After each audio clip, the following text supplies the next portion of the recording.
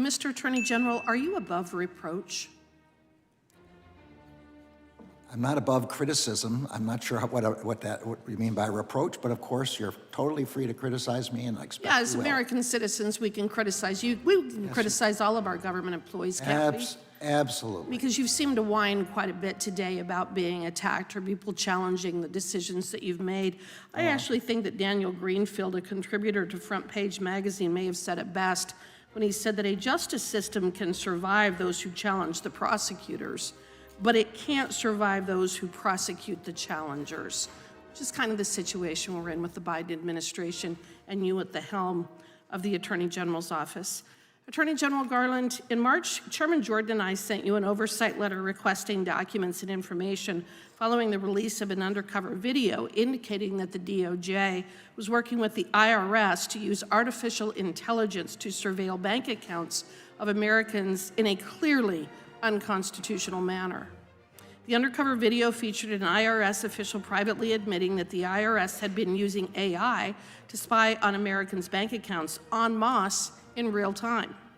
The IRS official further stated that the Department of Justice and Inspector General controlled this AI-powered warrantless surveillance system, not the IRS.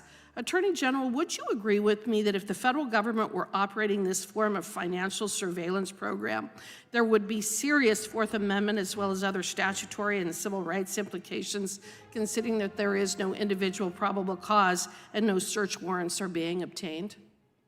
I would be stunned if the Justice Department has the kind of AI capabilities that you're talking about. Would you agree with me that would you agree with me? Learn about this. Would you agree with me that if they were engaging in that kind of surveillance, it would have serious Fourth Amendment implications?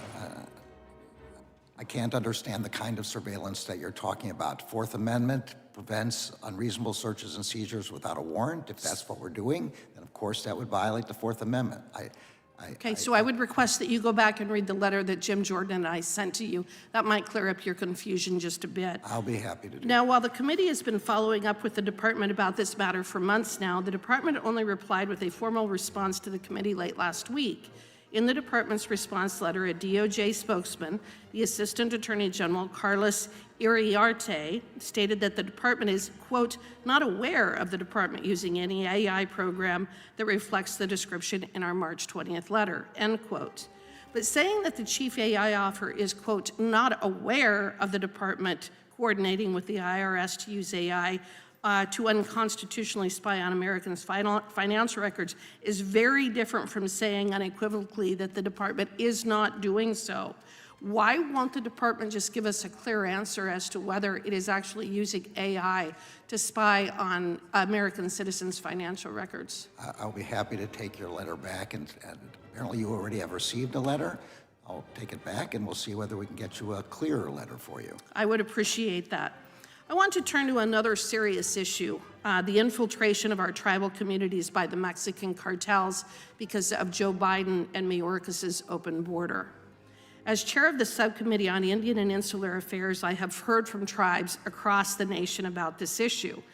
In your written testimony, you actually mentioned how the department is working with tribal partners to disrupt cartel supply chains and that the department is zeroing in on the Sinaloa and Jalisco cartels. However, in April, the president of the Fort Belknap Indian community testified to the department's failures, stating, quote, we don't have help from the FBI, the Border Patrol, the DEA, that has jurisdiction on federal lands, which are reservations. Attorney General Garland, his testimony comes from a tribe where the Sinaloa cartel operates with near impunity in its region. Drugs have devastated the community, reservations have become part of the cartel supply chain, and the Mexican cartels are intimidating Americans testifying before Congress. Yet the FBI and DOJ are largely absent. The tribe's experience runs in direct contrast to your testimony. Have you been in contact with any of our tribes about the impact that mass illegal immigration, human trafficking, and drug smuggling are having on their members? Not only have I been in contact with the tribes, I've been on the reservation in Montana and Alaska. The answer to your question is Congress is not giving us money for FBI agents to go into the reservations.